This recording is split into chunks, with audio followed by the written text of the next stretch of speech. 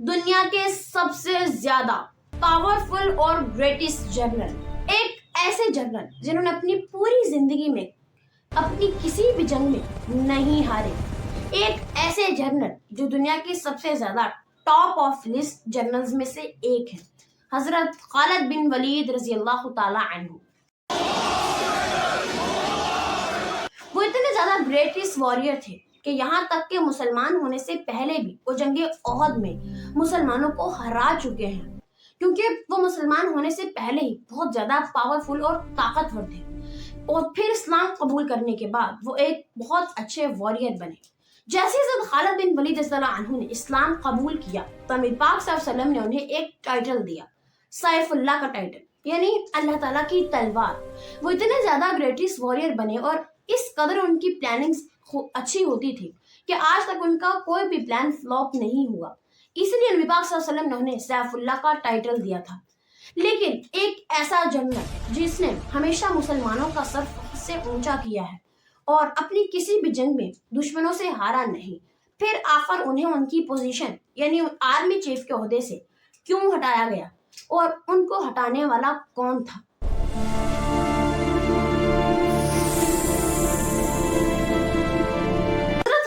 ولید نبی پاک صلی اللہ علیہ وسلم کے دور میں اسلام قبول کرنے کے بعد، جیسے حضرت ابوبکر صدیق رضی اللہ تعالیٰ عنہ جو کہ مسلمانوں کے سب سے پہلے اور سب سے بڑے خلیفہ ہیں، جیسے ہی ان کا دور شروع ہوا، خلافت ابوبکر شروع ہوئی، تو حضرت خالد بن ولید رضی اللہ تعالیٰ عنہ کو ایک بہت بڑا آرمی چیف بنا دیا، کیونکہ انہوں نے اپنی جنگوں میں اس طرح سے حضرت ابوبکر صدیق رضی اللہ تعالیٰ عنہ کو امپریسڈ کیا کہ انہوں نے خود ہی انہیں ایک بہت بڑا جنرل بنایا۔ حضرت خالد بن ولید ایک بہت بڑے آرمی چیف تو بن گئے، لیکن سب سے پہلا انہوں نے ایک کام کیا، عرب جس میں مسلمانوں کے بہت سارے دشمن بیٹھے تھے، اور وہ ملک جس پر صرف اور صرف مسلمانوں کا حق تھا، سب سے پہلے عرب کو فتح کیا اور وہاں کے رہنے والے سارے دشمنوں کو ہار دے دی۔ اور اس کے بعد جیسے ہی وہ واپس آنے لگے تھے، تب حضرت ابوبکر صدیق رضی اللہ تعالیٰ عنہ کے آرڈر پر وہ وہیں سے واپس پرشینز کی طرف چلے گئے، اور حضرت ابوبکر صدیق رضی اللہ عنہ کے آرڈر پر انہوں نے وہاں پر جا کر جنگ شروع کی، کیونکہ پچھلے کئی سال سے مسلمان پرشین سے مسلسل ہار رہے تھے۔ لیکن جیسے حضرت خالد بن ولید وہاں پہنچے تو انہوں نے سارے دشمنوں کو پھر سے ہرا دیا اور پرشینز کے کافی سارے علاقے فتح کر لیے، اور دوسری طرف حضرت ابوبکر صدیق رضی اللہ تعالیٰ عنہ نے ایک اور بہت بڑی فوج تیار کی اور دوسری طرف رومنز کی طرف روانہ کر دی۔ یہ فوج حضرت خالد بن ولید کی فوج سے بہت زیادہ بڑی تھی، لیکن اس کے باوجود وہ فوج رومنز کو نہیں ہرا پائی اور مسلمان وہاں پر ہار گئے۔ یہ دیکھ کر حضرت ابوبکر صدیق رضی اللہ تعالیٰ عنہ نے حضرت خالد بن ولید کی طرف ایک لیٹر بھیجا اور اس میں کہا کہ آپ پرشینز کو چھوڑ کر رومنز کی طرف چلے جائیں، کیونکہ اس وقت مسلمانوں کو زیادہ ضرورت تھی حضرت خالد بن ولید کی، کیونکہ سب مسلمان جانتے تھے کہ حضرت خالد بن ولید جہاں بھی جائیں گے وہاں کے لوگ بھاگ جائیں گے، ان کے دشمن ان سے ڈر کر بھاگ جائیں گے اور مسلمانوں کی ہمیشہ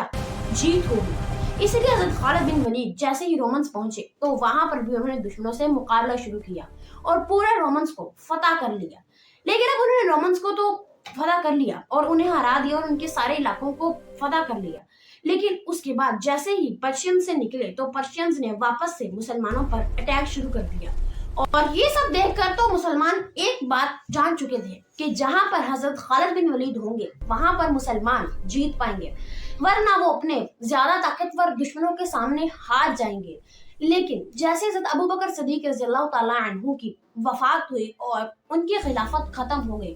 اور اب دوسرے خلیفہ مسلمانوں کے حضرت عمر فاروق رضی اللہ تعالیٰ عنہ بنے، تب حضرت خالد بن ولید ویسے ہی آرمی چیف تھے، لیکن جیسے حضرت عمر فاروق رضی اللہ تعالیٰ عنہ خلیفہ بنے تو وہ ایک بات تو سمجھ گئے کہ اب حضرت خالد بن ولید آرمی چیف نہیں رہ سکیں گے، کیونکہ وہ خلیفہ بننے سے پہلے ہی جانتے تھے کہ مسلمان حضرت خالد بن ولید کو اتنا زیادہ مانتے ہیں اور ان کو اتنا زیادہ ٹرسٹ کرتے ہیں کہ شاید اب وہ اتنا ٹرسٹ اللہ تعالیٰ پر بھی نہیں کرتے، اور وہ یہی سوچتے ہیں کہ صرف حضرت خالد بن ولید ہی ہمیں جتا سکتے ہیں، اور اس لیے حضرت عمر فاروق رضی اللہ تعالیٰ عنہ چاہتے تھے کہ حضرت خالد بن ولید آرمی چیف نہ رہے۔ اسی لیے انہوں نے حضرت خالد بن ولید کو ان کے آرمی چیف کے عہدے سے ہٹانے کے لیے پلاننگ شروع کی، اور صرف انہوں نے یہی نہیں کیا بلکہ حضرت عمر فاروق رضی اللہ تعالیٰ عنہ جیسے ہی خلیفہ بنے تو انہوں نے بہت سارے رولز بنائے۔ سب سے پہلا رولز تو انہوں نے یہ بنایا کہ جو نئے مسلمان تھے، جو نئے نئے علاقے حضرت خالد بن ولید نے فتح کیے تھے، انہوں نے ان سب کے گورنرز چینج کر دیا اور نئے گورنرز بنائے۔ اس کے علاوہ انہوں نے بہت سارے سیکرٹ ایجنٹ، بہت سارے جاسوس ان سب گورنرز کے پیچھے پیچھے چھوڑ دیے، تاکہ ان سب کی اچھی اور بری ساری حرکتوں پر یہ ایجنٹ غور کرے اور اس کے بعد ان سب کی حرکتوں کے بارے میں حضرت عمر فاروق رضی اللہ تعالیٰ عنہ کو ان کی رپورٹ کرے۔ اور اس کے علاوہ انہوں نے بہت سارے رولز نئے بنائے، اور تب پہلی مرتبہ اسلام کی پولیس بھی بنائی گئی، اور وہ حضرت عمر فاروق رضی اللہ تعالیٰ عنہ نے ہی بنائی۔ اور اس کے علاوہ انہوں نے ہر علاقے میں ایک ایک عدالتیں بنائی، اور ان کی سب سے بڑی عدالت یعنی سپریم کورٹ مدینہ میں تھی، اور ان کے بہت سارے ججز بھی بنائے، جن میں سب سے بڑے جج تھے حضرت علی رضی اللہ تعالیٰ عنہ۔ انہوں نے اتنا یہاں جسٹس قائم کیا کہ اب ہر طرف انصاف تھا۔ ایک رول بنایا اور سارے گورنرز کی طرف ایک لیٹر بھیجا اور سب لوگوں سے کہا کہ آج سے ایک نیا رول ہے کہ کوئی بھی گورنر، کوئی بھی جنرل، کوئی بھی فیصلہ لینے سے پہلے، کوئی بھی ڈیسیجن لینے سے پہلے سب سے پہلے مجھے مدینہ میں خلیفہ کو بتائے گا اور اس کے بعد بھی کوئی فیصلہ کرے گا۔ لیکن حضرت ابو بکر صدیق رضی اللہ تعالیٰ عنہ کے دور میں ایسا کوئی رول نہیں تھا، کیونکہ اس وقت موبائلز نہیں تھے اور نہ انٹرنیٹ تھا۔ اس لیے اگر خط کے ذریعے وہ اپنے خلیفہ کو ہر چیز کی رپورٹ کرتے تو ان کی جنگ بہت سلو ہو جاتی، ان کی فوج بہت پیچھے رہ جاتی۔ اس لیے اب حضرت عمر فاروق رضی اللہ تعالیٰ عنہ کو اس بات سے کوئی مطلب نہیں تھا کہ مسلمانوں کی سپیڈ بھلے ہی کم ہو جائے، لیکن کوئی بھی چیز رانگ طریقے سے نہیں ہونی چاہیے، بلکہ ہر چیز کی رپورٹ انہیں ہو کر ہی وہ کام ہوگا۔ لیکن جیسے ہی انہوں نے ایک خط حضرت خالد بن ولید رضی اللہ تعالیٰ عنہ کی طرف بھیجا کہ آپ کو بھی اب ہر کام کرنے سے پہلے مجھ سے پوچھنا ہوگا، اپنا ہر ڈیسیجن مجھے بتانا ہوگا، اس کے بعد اگر میں آپ کو اجازت دوں تو آپ کوئی بھی کام کر سکتے ہیں۔ یہ لیٹر انہوں نے جیسے ہی حضرت خالد بن ولید کی طرف بھیجا تو حضرت خالد بن ولید نے یہ لیٹر پڑھتے ہی کہا کہ نہیں، میں ایسا بالکل نہیں کروں گا،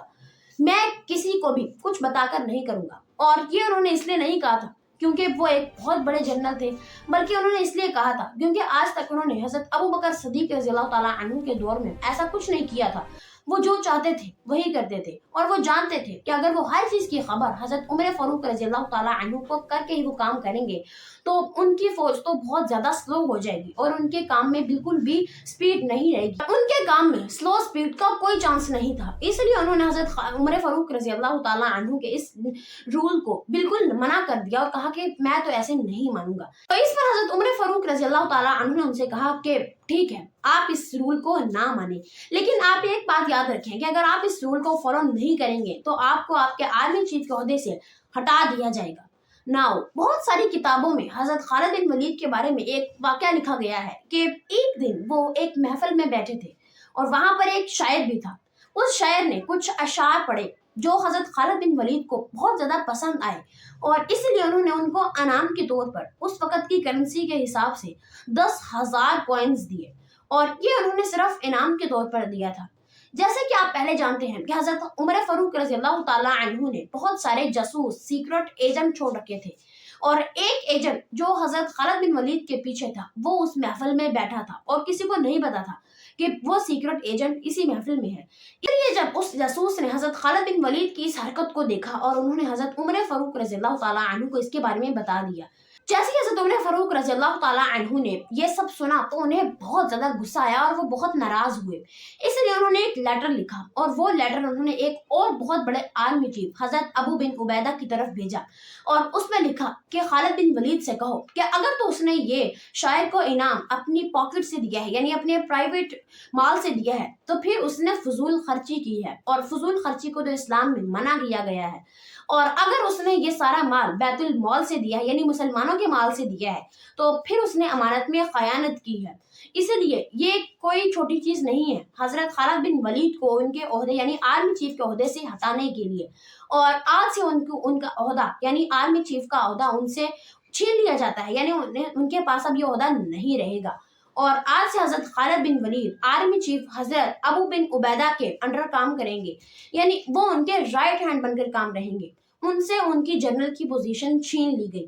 ان کو पूरी तरह से जनरल बनने से मना तो नहीं किया गया, लेकिन उनसे कहा गया कि वो यानी सेकंड कमांडर बनकर रहेंगे, हजरत अबू बिन उबैदा के साथ काम करेंगे सेकंड कमांडर बनकर। अब जिस तरह से आज तक हजरत खालिद बिन वलीद ने बहुत सारे इलाके फतह किए थे, और अब एक ऐसा इंसान जिसने मुसलमानों के लिए बहुत कुछ किया हो और आज उसे एक छोटी सी चीज के लिए एक पोजीशन छीन ली जाए, तो वो इंसान क्या करेगा। पहले जितने भी जनरल्स रह चुके हैं, जितने भी पूरी दुनिया में बड़े बड़े जनरल्स थे, अगर उनसे कोई गलती हो जाती थी और उनका लीडर उन्हें उनके ओहदे से हटा देता था, तो वो उनसे गद्दारी करते थे, या तो उनके खिलाफ कोई साजिश करते थे या उन्हें मार देते थे। और अब हजरत खालिद बिन वलीद एक बहुत ज्यादा पावरफुल जनरल थे, इसलिए वो हजरत उमर फारूक रज़ी अल्लाह ताला अन्हु के खिलाफ कुछ भी कर सकते थे, लेकिन उन्होंने ऐसा बिल्कुल नहीं किया। बल्कि जब उन्होंने हजरत उमर फारूक रज़ी अल्लाह ताला अन्हु का लेटर पढ़ा, तो उसके बाद उन्होंने आर्मी चीफ हजरत अबू बिन उबैदा से कहा कि ठीक है, जैसा उन्होंने कहा बिल्कुल वैसा ही होगा, और उन्होंने कोई ऑब्जेक्शन नहीं किया। यहाँ से हम देख सकते हैं कि हजरत खालिद बिन वलीद कितने ज्यादा अच्छे इंसान थे। नाउ जैसे ही हजरत खालिद बिन वलीद को उनके ओहदे से हटा दिया गया और वो हजरत अबू बिन उबैदा के अंडर काम करने लगे, तब एक दिन वो मुसलमानों के एक बहुत बड़े ग्रुप के साथ कुछ खिताब कर रहे थे, कुछ बातें कर रहे थे। तो उसमें उन्होंने एक सिंपली बात की कि मैंने मुसलमानों के लिए बहुत कुछ किया है, मैंने इस्लाम के लिए बहुत कुछ किया है, और हजरत उमर फारूक रज़ियल्लाहु ताला अन्हु के कहने पर मैं मुल्क शाम में गया, और जब मैंने शाम को फतह कर लिया, तब हजरत उमर फारूक रज़ियल्लाहु ताला अन्हु ने मुझसे मेरी पोजीशन ही छीन ली। तो अब इसमें ग्रुप में से एक आदमी बाहर आया और उसने हजरत खालिद बिन वलीद के सामने कहा कि देखें, आप हमारे सरदार हैं, इसलिए हम आपसे कह रहे हैं कि हमारे सामने ऐसी बात दोबारा मत कीजिए, क्योंकि अगर ये बात लेकर किसी ने नेगेटिव थॉट ले लिया तो मुसलमानों में एक फितना फैल जाएगा, और हम नहीं चाहते कि मुसलमानों में कोई भी फितना वाली साजिश हो, क्योंकि उस वक्त मुसलमान बहुत ज्यादा मुसीबत में घिरे हुए थे। एक तरफ उनके पर्शियंस थे और दूसरी तरफ उनके रोमन्स थे, और अब मुसलमानों की सबसे बड़ी ताकत यानी हजरत खालिद बिन वलीद को भी उनके ओहदे से हटा दिया गया था। इसलिए हजरत खालिद बिन वलीद ने कुछ भी गलत नहीं किया जिससे मुसलमानों को किसी तरह का नुकसान हो।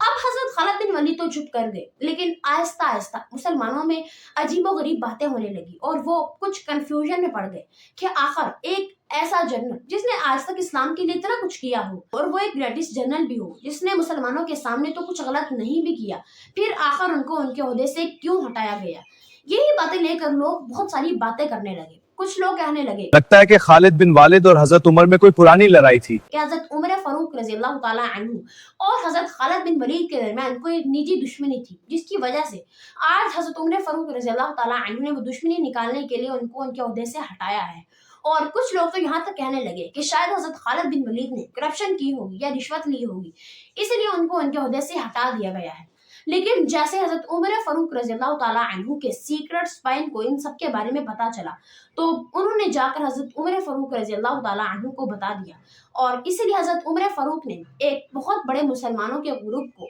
मस्जिद नबवी में इकट्ठा किया और उन सबके सामने कहा कि आप सब हजरत खालिद बिन वलीद के बारे में जो भी गलत बातें कर रहे हैं वो मत करें, क्योंकि आज आप सबकी कंफ्यूजन दूर हो जाएगी। मैं आप सबको बताता हूँ कि आखिर मैंने हजरत खालिद बिन वलीद को उनके ओहदे से क्यों हटाया। ना ही तो हमारे दरमियान कोई दुश्मनी है, और ना ही उन पर ऐसा करप्शन जैसा गलत इल्जाम लगाए, क्योंकि हजरत खालिद बिन वलीद एक ऐसे अच्छे इंसान थे कि उन्होंने अपना ओहदा छीनने के बाद भी कुछ नहीं कहा, बल्कि हजरत उमर फारूक रज़ियल्लाहु ताला अन्हु ने कहा कि मैंने उनको सिर्फ उनके ओहदे से इसलिए हटाया है कि मुसलमान उन पर इतना ज्यादा ट्रस्ट करने लगे हैं कि अगर किसी वजह से हजरत खालिद बिन वलीद कभी किसी जंग में शहीद हो जाए तो मुसलमानों का सारा मान टूट जाएगा। और अगर मुसलमान उन पर इतना ज्यादा ट्रस्ट करने लगे और उनको इतना ज्यादा मानने लगे कि अल्लाह ताला को ही भूल गए, तो ये इस्लाम के लिए बहुत ज्यादा खतरनाक होगा। बस मैंने हजरत खालिद बिन वलीद को इसीलिए उनके ओहदे से हटाया है, और हमारे दरमियान कोई दुश्मनी नहीं है। नाउ इससे हम सब ये